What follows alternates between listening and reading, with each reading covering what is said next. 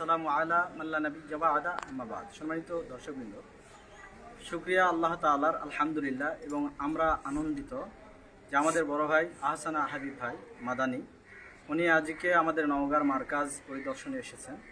তো আমরা চলে যাচ্ছি সরাসরি তার মুখ থেকেই আমরা কিছু কথা শুনবো। আচ্ছা, আমাদের মার্কাজ সম্বন্ধে আমাদের পেজে যারা রয়েছেন তারা তো কম বেশি জানেন। আলহামদুলিল্লাহ, এই মার্কাজ 2021 সালে প্রতিষ্ঠিত হয়। ডক্টর আসাদুল্লাহ আল গালিব এর জ্যেষ্ঠ পুত্র ডক্টর আহমদ আবদুল্লাহ সাকিব ভাই উনি 15 জানুয়ারি রোজ শুক্রবার জুমার খুতবা এই মার্কাজি মসজিদে প্রদান করেন এবং খুতবার প্রারম্ভে খুতবা শুরু হবে এমন সময় তিনি এই মার্কাজের একটা রুমে এই মার্কাজ উদ্বোধন ঘোষণা করেন। তারই হাত ধরে হাঁটি হাঁটি পা পা করতে করতে সেই সালে শিশু এবং প্রথম শ্রেণী নিয়ে আমরা শুরু করেছিলাম। তারই ধারাবাহিকতায় আল্লাহ তাআলার অশেষ অনুগ্রহে আজ আমরা শিশু 1, 2, 3, 4, 5 পঞ্চম শ্রেণী পর্যন্ত অর্থাৎ ইবতেদায়ী মাদ্রাসায় উপনীত হয়েছি। আলহামদুলিল্লাহ, আমাদের এই মার্কাজ আপনারা জানেন হাদিস ফাউন্ডেশন বোর্ড রাজশাহী কর্তৃক পরিচালিত।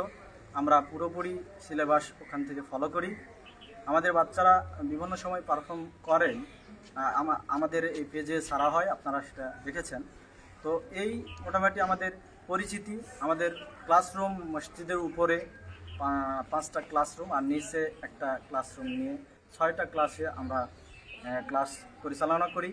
সামনেতে খুব জানুয়ারিতে 2026 সালে ইনশাআল্লাহ আমরা পার্শ্বে রুম বর্ধিত করব এবং 6ষ্ঠ শ্রেণী উপনীত হয়ে এই উপরতলা আমরা হেফজখানা দিয়ে দিব আবাসিক, এবং আমাদের মাদ্রাসাও আবাসিক হবে ইনশাআল্লাহ। এমনটা আমাদের প্ল্যান আছে, প্রোগ্রাম আছে সামনেতে। আপনারা সকলেই দোয়া করবেন। আর আমি অত্যন্ত আনন্দিত, আমরা সকলেই হাবিব ভাই নিজেই এখানে আসতে চাচ্ছিলেন এবং পরিদর্শনে এসেছেন। আমরা অত্যন্ত আনন্দিত যে আমাদের কাছে আমাদের নওগাঁর সন্তান। তো আমরা চাই তিনি আমাদেরকে সুপরামর্শ দিন এবং আপনাদের সাথে কথা তিনি বলবেন ইনশাআল্লাহ। আপনারা মনোযোগ সহকারে শুনবেন ইনশাআল্লাহ। আসসালামু আলাইকুম। আচ্ছা, আসসালামু আলাইকুম ওয়া রাহমাতুল্লাহি ওয়া বারাকাতুহু। আলহামদুলিল্লাহ, যিনি আমাদেরকে ছোট ছোট বাচ্চাদেরকে দেখলে মন খুশি করে দেন, আলহামদুলিল্লাহ। মুহাম্মাদুর রাসূলুল্লাহ সাল্লাল্লাহু আলাইহি ওয়াসাল্লাম যিনি ছোট বাচ্চাদেরকে অনেক আদর করতেন, বলেন সাল্লাল্লাহু আলাইহি ওয়াসাল্লাম। ছোট্ট সোনামণি আপনারা তো সত্যই আপনাদের অনেক ভাগ্য ভালো যে এমন একটি মাদ্রাসায় আপনারা পড়ছেন যেখানে আমাদের মূল স্লোগানই হচ্ছে রাসূলুল্লাহ সাল্লাল্লাহু আলাইহি ওয়াসাল্লামের আদর্শে জীবন গড়ি। রাসূলুল্লাহ সাল্লাল্লাহু আলাইহি ওয়াসাল্লামের আদর্শকে আমরা ধারণ করে আমাদের জীবনে বাস্তবায়ন করত আমাদের সমাজ, আমাদের জেলা, আমাদের বিভাগ, আমাদের দেশ, আমাদের বিশ্বকে আমরা পাল্টিয়ে দিতে চাই রাসূলুল্লাহ সাল্লাল্লাহু আলাইহি ওয়াসাল্লামের আদর্শ ইনশাআল্লাহ। আল্লাহ তাআলা সেই তৌফিক আমাদেরকে দান করুন। আজ থেকে সম্ভবত 2005 সালের দিকে যখন এতটা সহজ ছিল না। তো আজকের শিরোনাম আপনাদেরকে একটা শুধুমাত্র প্রশ্ন করব। আপনারা তো লেখাপড়া করেন, তাই না? আচ্ছা বলেন তো, লেখাপড়া সহজ নাকি কঠিন? মাশাআল্লাহ মাশাআল্লাহ, সুন্দর উত্তর দিয়েছেন। আমি যদি বলি কঠিন, আচ্ছা বলেন তো, সত্য করে বলবেন, আপনাদের সবাইকে কি পড়তে অনেক ভালো লাগে? বাচ্চাদেরকে একটু দেখান, পড়তে অনেক ভালো লাগে কার কার? হাত উঠান দেখিয়ে। ও তাই, মাশাআল্লাহ মাশাআল্লাহ। এবারে আরো সত্য কথা বলবেন কিন্তু, খেলতে কার কার ভালো লাগে? হাত নামান। খেলতে কার কার ভালো লাগে না? হাত উঠান। মাশাআল্লাহ, খেলতে ভালো লাগে না আপনাদেরকে? খেলতে ভালো লাগে কার কার হাত উঠান। আচ্ছা, আপনারা কি জানেন খেলাধুলাটাও একটা লেখাপড়া?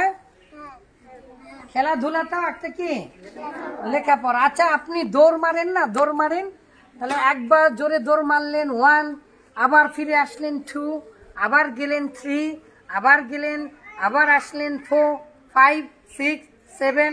তাহলে খেলতে কি লেখাপড়া আছে কি না? খেলাধুলা একটা লেখাপড়া। যাই হোক, আমার উদ্দেশ্য হচ্ছে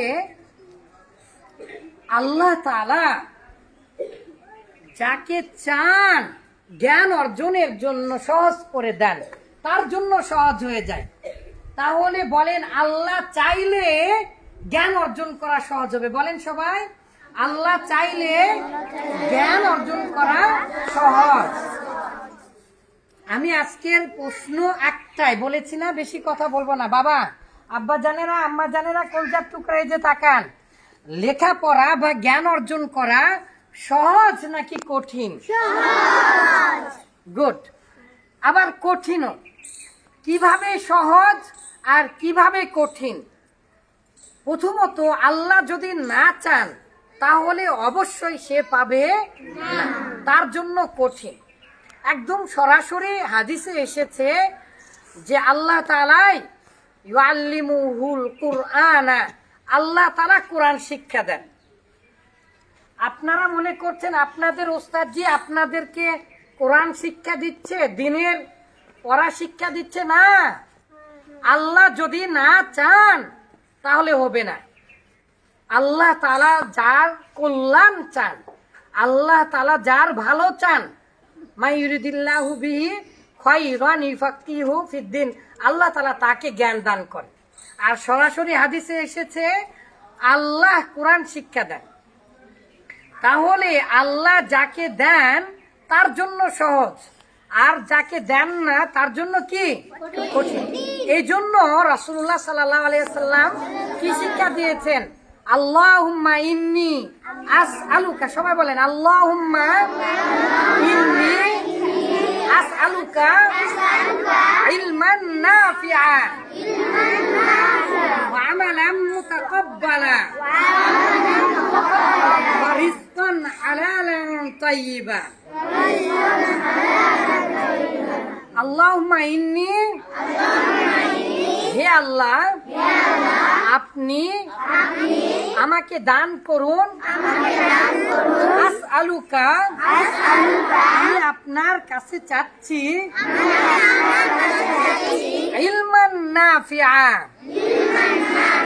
উপকারী জ্ঞান, যে জ্ঞানে মানুষের কল্যাণ হবে, নিজের ভালো হবে, দশের ভালো হবে, সেই জ্ঞান আপনি আমাকে দান করুন। দ্বীনের জ্ঞান দান করুন, ইসলামের জ্ঞান দান করুন।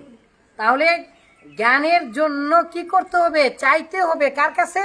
আল্লাহর কাছে। আপনারা কেউ কি বলতে পারবেন রাসূলুল্লাহ সাল্লাল্লাহু আলাইহি ওয়াসাল্লাম জ্ঞান অর্জনের জন্য কোথায় চড়তেন? কোরআন কোথায় নাজিল হয়েছে? মাশাআল্লাহ, আপনারা তো অনেক জানেন। প্রথমে আসমানে নাজিল হয়েছিল, তারপরে প্রথম দিনে কে এনেছিলেন? মুহাম্মদ সাল্লাল্লাহু আলাইহি ওয়াসাল্লামের কাছে জিবরাইল আলাইহিস সালাম। কোথায় এনেছিলেন বাবা? পাহাড়ের উপরে। মাশাআল্লাহ, মাশাআল্লাহ, আপনি আমার কাছ থেকে পুরস্কার নেবেন, ঠিক আছে? পাহাড়ের উপরে, সেই পাহাড়ে উঠতে আমার লেগেছিল 1 ঘন্টা 20 মিনিট। 1 ঘন্টা 20 মিনিট পাহাড়ের উপরে ওঠা। এই যে পা, এই যে পা, আল্লাহ তাআলা বলেছেন ফাউরহিকু সাউদা, কিয়ামতের পরে জাহান্নামে শাস্তি একটা, জাহান্নামীদেরকে বলবে যাও তোমরা পাহাড়ে ওঠো। তাহলে উঁচু জায়গাতে উঠলে খুব কষ্ট হয়। তাহলে রাসূলুল্লাহ সাল্লাল্লাহু আলাইহি ওয়াসাল্লাম চিন্তা করতেন জ্ঞান অর্জন করার জন্য কোথায় উঠেছেন? যেই পাহাড়ে আমি উঠতে 1 ঘন্টা 20 মিনিট লেগেছিল, অনেক কষ্ট হয়েছিল, বহুবার পানি খেয়েছি। তারপরেও এখন আবার সিঁড়ি দেওয়া আছে, আর আগে তো সিঁড়ি ছিল না। এইরকম পাহাড়ে উঠেছেন। তারপরে জিবরাইল এসে কি করেছেন আপনারা জানেন না? বুখারীর হাদিস কি করেছিল বলছে ইকরা পড়ো পড়ো পড়ো। তো রাসূলুল্লাহ সাল্লাল্লাহু আলাইহি সাল্লাম কি বললেন, মা আনা বিকারিন, আমি পাঠক নই, আমি পড়তে পারি না, আমি পড়তে জানি না। তিনবার বলার পরে জিবরাইল আলাইহিস সালাম রাসূলুল্লাহ সাল্লাল্লাহু আলাইহি সাল্লামের বুক এভাবে চেপে ধরে ঠাসা দিয়েছেন। আর রাসূলুল্লাহ সাল্লাল্লাহু আলাইহি সাল্লাম ওই ঠাসায় আর ভয়ে আর কোরআনের মজেজায় তার গায়ে জ্বর এসে গিয়েছিল।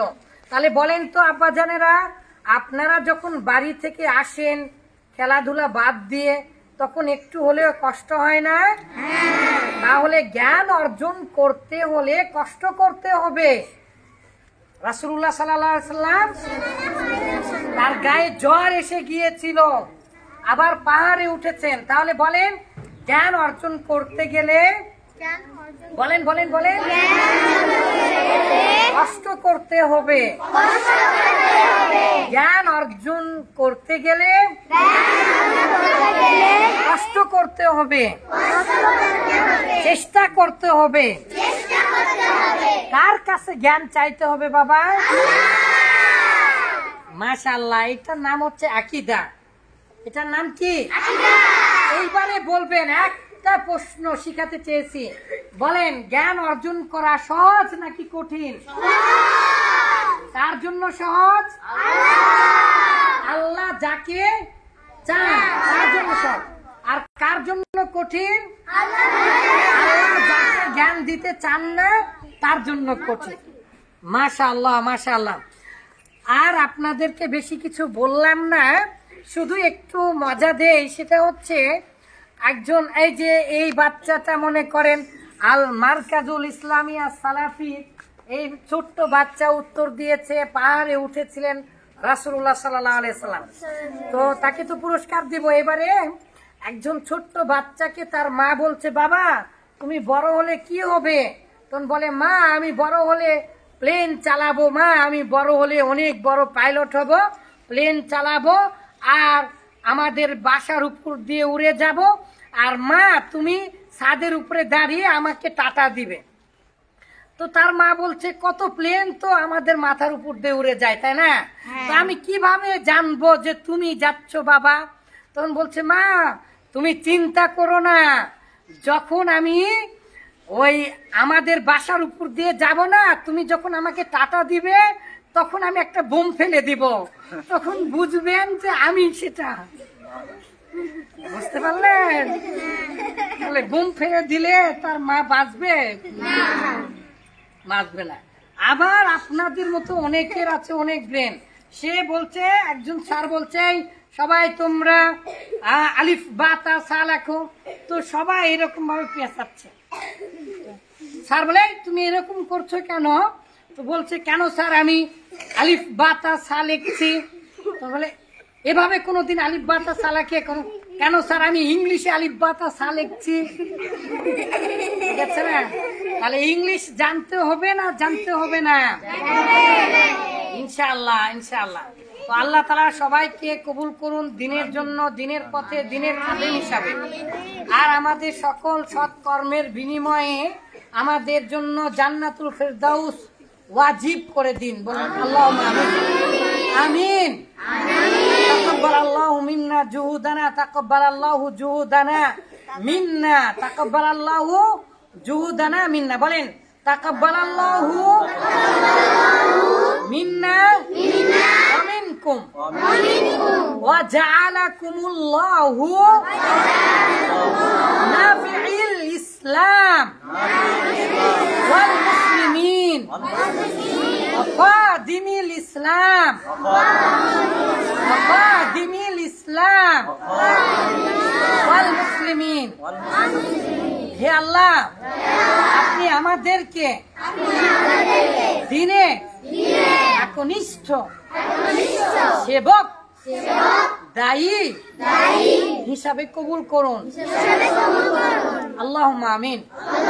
হে আল্লাহ, এই প্রতিষ্ঠানকে আপনি কবুল করুন।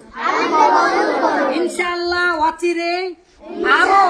অচিরেই অনেকগুলো মাদ্রাসা হতে যাচ্ছে ইনশাআল্লাহ। আমার জানা মতে অচিরে আরো 2টা মাদ্রাসা হবে। গতকালকে আমি দেশবাসীকে বলেছি আলহামদুলিল্লাহ এগুলো মাদ্রাসা পরিদর্শন করতে যাচ্ছি। এখানে আমার বাড়ি, কিন্তু আমার এই 34 বছর বয়সে এখানে এখনো একবারও আসা হয়নি। অনেক দিন আগে এটা প্রতিষ্ঠিত হয়েছে, এর জন্য আমি নিজেই ক্ষমা প্রার্থী। আল্লাহ তাআলা আমাকে ক্ষমা করুন। আমার আসা দরকার ছিল, এখানে এই মাদ্রাসার হক আছে আমার উপরে। আলহামদুলিল্লাহ আমরা নিজেরাও আপনাদের মতো আমরাও চিন্তা চেতনা করছি, নিয়ে ভাবছি যে কিভাবে সুন্দর সুন্দর মাদ্রাসা প্রতিষ্ঠিত করা যায়। আল্লাহ তাআলা সেই তৌফিক দান করুন। আল্লাহুম্মা আমিন। হে আল্লাহ, আপনি আমাদের এই নওগাঁ জেলাকে কবুল করুন, দ্বীনের শ্রেষ্ঠ কারিগর তৈরি করার ফ্যাক্টরি হিসাবে। এখান থেকে গোটা পৃথিবীতে সহি সুন্নাহ এবং সত্য দ্বীন, প্রকৃত ইসলাম প্রতিষ্ঠিত করুন সমস্ত বিশ্বে। আসসালামু আলাইকুম ওয়া রাহমাতুল্লাহি ওয়া বারাকাতুহু।